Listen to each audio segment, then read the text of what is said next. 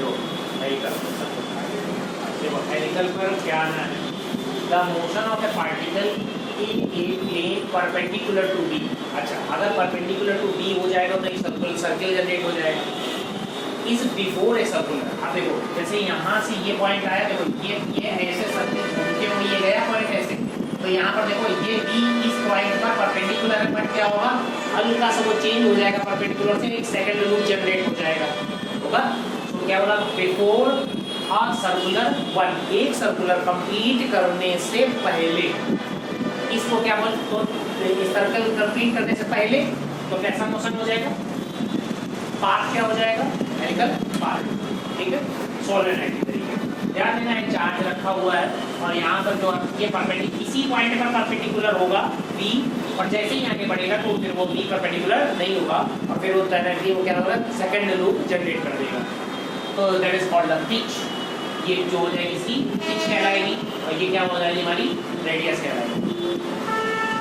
अब इसमें फॉर्मूले में हमारा क्या था, अब अगर अच्छा ये तो पता ही कैसा हुआ, सेंटीमीटर फोर्स लगेगा, centimetre force required for a circular motion is provided magnetic force. अब ये मैग्नेटिक फोर्स जनरेट हो रहा है तो फॉर्मूला हम लोगों ने इससे पहले पढ़ा हुआ था, क्या F equal to q B v. अब यहाँ पर ये जो V है हमारा किस फॉर्मेट में रखा हुआ है, परपेंडिकुलर फॉर्मेट में, तो अब यहाँ पर F equal to q B v रखा जा सकता है, q B v B perpendicular है। अब ध्यान दो, पर ये जो F था ना वो F इक्वल टू हमारा यहाँ पर क्या लिख सकते हैं, क्योंकि P इक्वल टू क्या होता है mv, ठीक, तो P equal to mv, so we can write यहाँ पर F की वैल्यू पर हम लोग यहाँ ध्यान देना है ना, mv upon r, mv square upon r, क्योंकि P इक्वल टू mv होगा। अब यहाँ के चलते कन्वर्ट हो जाएगा, तो कौन सा V, वो भी परपेंडिकुलर वाला, ना कि V वाला, ठीक है, तो वैल्यू डिफरेंट दी जाएगी उसमें। तो mv परपेंडिकुलर का स्क्वायर अपॉन r।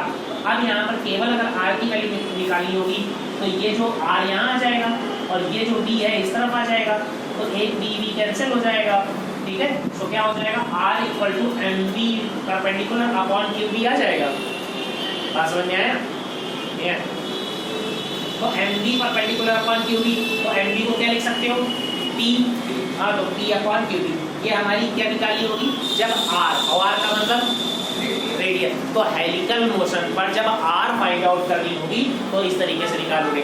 अच्छा देखो, फॉर्मूला तो डायरेक्टली लर्न करके बैठ ही सकते हो कि हाँ हेलिकल पर r निकालने का होगा, बट क्या हो जाएगा, डेरिवेशन तब काम आता है जब हमको न्यूमेरिकल वैल्यू सॉल्व करनी होगी पूरी ऊपर से, कि मान लो सपोज दैट क्या डायरेक्टली r तो ऐसे दिया नहीं होगा, इनमें से कुछ और पूछ लिया जाए तब तो फिर इधर उधर हो जाएगा, ठीक है। तो r इस तरीके से निकालेंगे, r m की वैल्यू बता दी है, r क्या है, m है mass of the charge particle, m radius है और ये परपेंडिकुलर है, ये पैरेलल है, ठीक है। अब नेक्स्ट पॉइंट इस पर आ जाओ।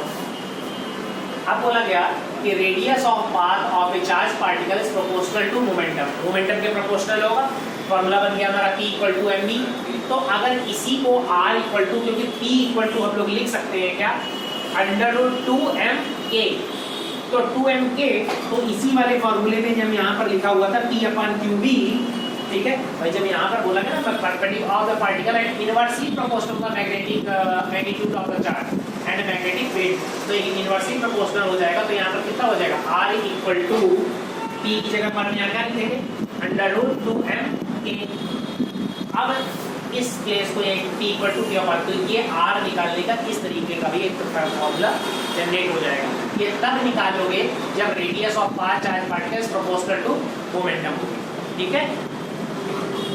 नेक्स्ट पॉइंट देखो, अब क्या पूछा गया, टाइम पीरियड पूछ लिया गया, भैया अगर कितना टाइम पीरियड लगाएगा सर्कल लूप जनरेट होने में, तो t of the motion is given by क्या, t इक्वल टू फॉर्मूला क्या बन जाएगा हमारा, 2 पाई r अपॉन v। तो 2 पाई अपॉन v इंटू, यहाँ इसको क्या लिखा जा सकता है, अब देखना ये r अपॉन v है, तो यही r अपॉन v किस फॉर्मूले में, mv अपॉन qb, वही आ गया mv अपॉन qb, ठीक है। इसी फॉर्मूले से ये देखो mv अपॉन qb, तो अब यहाँ पर r अपॉन v लिखे था mv अपॉन qb। अब इस फॉर्मूले को हम लोग कैसे, ये सेम कट हो गया, तो कितना बचा, 2 पाई m अपॉन qb, ठीक है। ये हमारा क्या निकालना आएगा, टाइम पीरियड, ठीक। ये टाइम पीरियड निकालने के लिए आ जाएगा, तो डायरेक्टली या फिर capital T equal to angular frequency, किससे, ओमेगा ओमेगा इक्वल टू कितना होता है 2 पाई अपॉन टी। हाँ तो 2 पाई अपॉन टी, अब देखो 2 पाई अपॉन टी की वैल्यू उठा के आप पूरी पुटअप पकड़ देना, ठीक। अब अगर इसकी पुटअप कर दोगे तो क्या हो जाएगा, 2 पाई गया पूरा क्या बचा, m बचा और q भी बचा, और इसी का रेसिप्रोकल हो जाएगा, अपॉन में नीचे चला जाएगा तो क्या हो जाएगा q, चाहे q भी लिखो चाहे b q लिखो तो q भी अपॉन m, समझ में आएगी, ठीक है। इस वैल्यू को उठा के यहाँ लिखोगे 2 pi cancel, m upon q भी बचेगा, ठीक। तो उसी को चेंज हो जाएगा, तो फॉर्मेट में आ जाएगा। तो ये हमारा क्या आ जाएगा, एंगुलर फ्रीक्वेंसी किसमें, हेलिकल में। फ्रीक्वेंसी क्या आ जाएगा, बी क्यू अपॉन 2 पाई एम आ जाएगा, क्यों, क्योंकि ओमेगा इक्वल टू 2 पाई में होता है, ठीक है। अगर केवल एंगुलर वेलोसिटी पूछ लिया जाएगा तो ये omega equal to nu upon r ये लगा सकते हो, क्यू बी अपॉन एम ये भी फॉर्मूला लगा सकते हो, तो ये दोनों और एक्स्ट्रा फॉर्मूले। अब लास्ट पॉइंट आ जाएगा, for helical path of the distance move along a magnetic field in one rotation. तो पिच के बारे में पूछा जाएगा, तो पिच जो है हमने यहाँ पर फिगर में बनाई हुई है, तो ये पिच के बारे में पूछा है, तो क्या हो जाएगा, अब यहाँ पर b परपेंडिकुलर नहीं आएगा, यहाँ पर b पैरेलल और t की वैल्यू यहाँ पर रख देना, तो सॉल्व करोगे हमारा फॉर्मूला क्या आएगा, ठीक है। अब इसके जो है डिस्क्रिप्शन पे नोट्स मिल जाएंगे, और यहाँ से जितना भी होगा ज़्यादा वीडियो को शेयर कीजिएगा। Thank you.